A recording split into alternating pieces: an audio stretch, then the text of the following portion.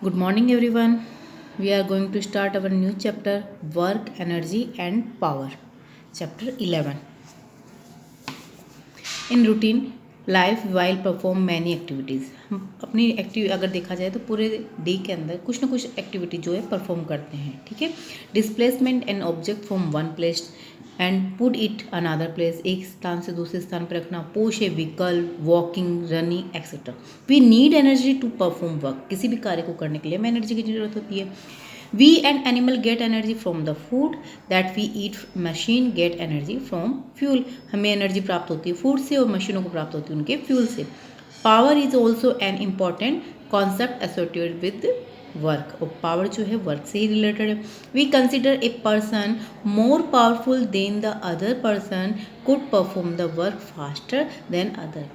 हम पावर का मीन्स यहाँ पर ये लेते हैं कि एक व्यक्ति दूसरे व्यक्ति से फास्ट वर्क कर पाता है तो वो उसे पावर के रूप में लेते हैं.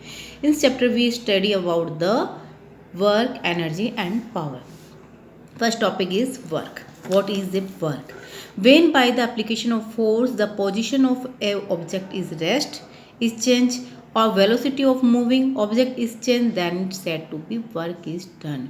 कहने का मीन्स है यहाँ पे कि अगर कोई वस्तु ऑब्जेक्ट अगर रेस्ट कंडीशन में है और उसकी पोजीशन फोर्स लगाने पे चेंज हुई है या फिर वो मूविंग कंडीशन में है और फोर्स लगाने पे उसकी कंडीशन पोजीशन चेंज हुई है तो इसका मीन्स यहाँ पर क्या है कि वर्क इज डन यानी यहाँ वर्क हुआ है.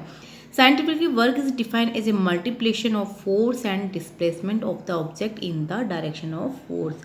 तो यहाँ पे वर्क को हम क्या कहेंगे कि वर्क जो है उस पर लगाए गए फोर्स और उस पर होने वाले डिस्प्लेसमेंट की डायरेक्शन की ओर उसका फोर्स वर्क करता है. तो वर्क बराबर क्या हुआ? Force into displacement. तो वर्क कब होगा? जब किसी ऑब्जेक्ट पर अगर हम फोर्स लगाते हैं और फोर्स लगाने पे उसमें डिस्प्लेसमेंट होगा फोर्स की डायरेक्शन में. डिस्प्लेसमेंट की डायरेक्शन में जब फोर्स होता है तो उसका डिस्प्लेसमेंट होगा. इसका मतलब वहाँ पे क्या है? वर्क डन हुआ है. In the direction of force is different than the direction of displacement of the object then the component of force along the direction of the displacement is use to calculate.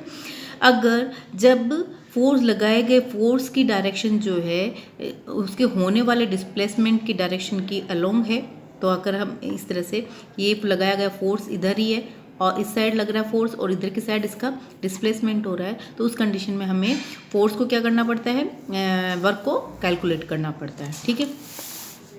Late a force F is acting at a point. अगर हम ये देखते हैं कि एक object यहाँ रखा हुआ है इस पे ए और ए पे फोर्स लगा रहे हैं तो फोर्स लगाने पे अगर यहाँ ए पॉइंट से उसको खिसका कर कहाँ पर लेकर आए हैं?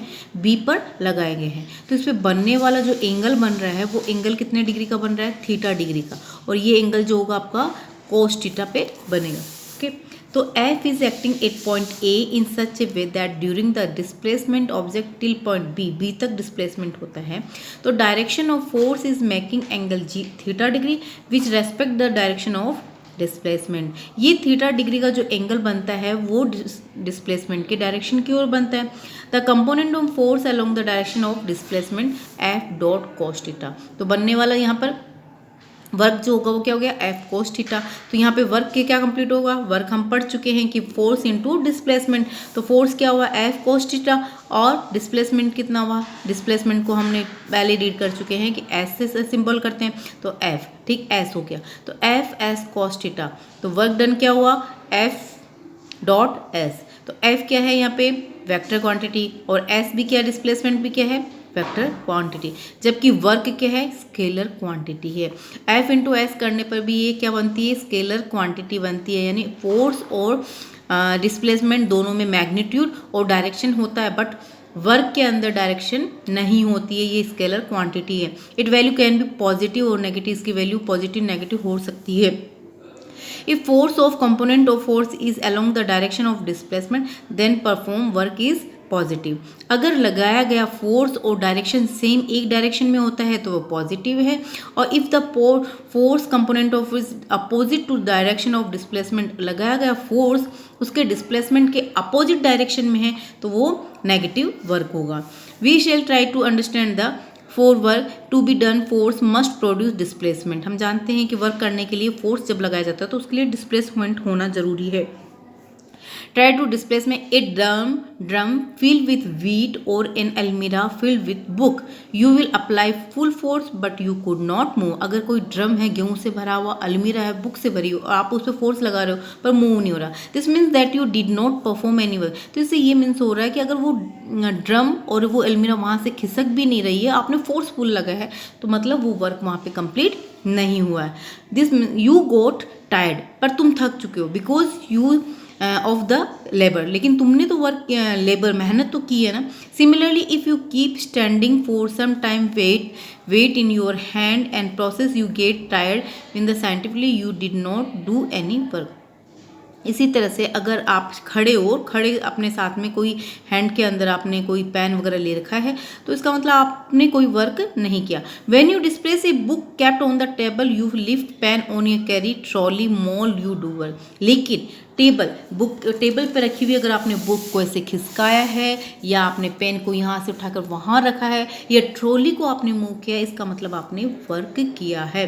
इससे आपको क्या समझ में आ रहा है कि अगर वर्क डन होने का मीन्स हुआ कि आप फोर्स लगा रहे हो, तो फोर्स के साथ में उस ऑब्जेक्ट का खिसकना या मूव करना जरूरी है। अगर वो मूव नहीं कर रहा, आपने पेन लेके खड़े हो, तो वो वर्क डन नहीं होगा। When applied force and resulted displacement are in the same direction, अगर लगाया गया फोर्स और डिस्प्लेसमेंट दोनों एक डायरेक्शन में है, the work done in equal to multiplication of force displacement. तो किया गया वर्क क्या होगा, किया गया फोर्स वर्क जो है वो फोर्स और डिस्प्लेसमेंट के मल्टीप्लिकेशन के बराबर होगा। The displacement S is the displacement during which force is acting on the object. यहाँ पे एस जो है वो लगाए गए फोर्स के बाद होने वाला डिस्प्लेसमेंट एस के रूप में है। The moment force is not contact with the object there will no work if the object keep moving. अगर जब तक फोर्स लगाने पे ऑब्जेक्ट में किसी प्रकार का कोई मूविंग नहीं होती, तो वहाँ पे वर्क भी नहीं होता है। If you pull trolley along the surface then object is displace along the direction of the displacement.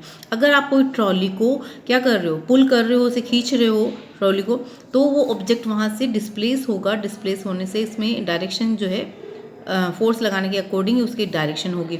दस work is equal to multiplication of the applied pull and trolley resulted. इस तरह से आपने ट्रॉली लिया, ट्रॉली पे अगर पुल लगाया है तो डिस्प्लेस होकर यहाँ तक पहुँच गई है, तो इसका मतलब लगाया गया फोर्स और लगाया गया डिस्प्लेसमेंट। फोर्स और डिस्प्लेसमेंट एक ही डायरेक्शन में होता है, तो बनने वाला एंगल क्या हो जाएगा, जीरो एंगल हो जाएगा। और जीरो एंगल हुआ तो मतलब वर्क बराबर क्या हो गया, force into displacement. Now we think a condition where an object with engine is moving with uniform speed. अगर मान लो अगर इसी का एक एग्जैक्ट, ये तो हमने देख लिया कि एक ही साइड बनने वाला है और इस कंडीशन में जो थीटा एंगल बनेगा वो 0 डिग्री का, क्योंकि फोर्स भी उधर ही है, डिस्प्लेसमेंट भी उस साइड ही है, तो 0 एंगल हो गया। लेकिन एक कंडीशन ऐसी होती है कि ट्रेन का जो इंजन होता है उसके ऊपर लगाया गया फोर्स जो होता है वो इस तरह से होता है इधर की साइड से, और डिस्प्लेसमेंट जो होगा यहाँ से अगर इसका, तो फोर्स तो इस साइड लगाया जा रहा है और डिस्प्लेसमेंट जो ट्रॉली है, जो ट्रेन का बगी जो होती है वो आगे की ओर मूव करती है, राइट, आगे की ओर मूव करती है और इसका फोर्स जो है इस साइड से लग रहा है। तो देखो बनने वाला एंगल जो होगा वो कितने डिग्री का बनेगा, 180 डिग्री का। कितने डिग्री का, 180 डिग्री का बनेगा। If we apply a force along the direction opposite to the direction of movement of trolley, then the trolley shall stop after certain distance. कुछ समय के बाद में ट्रॉली जो होती है वो बगी जो होती है स्टॉप हो जाती है। In this condition, applied force and displacement are opposite to each other, making an angle 180 degree. बनने वाला एंगल कितना होगा, 180 डिग्री का कंप्लीट होगा। Okay, thank you.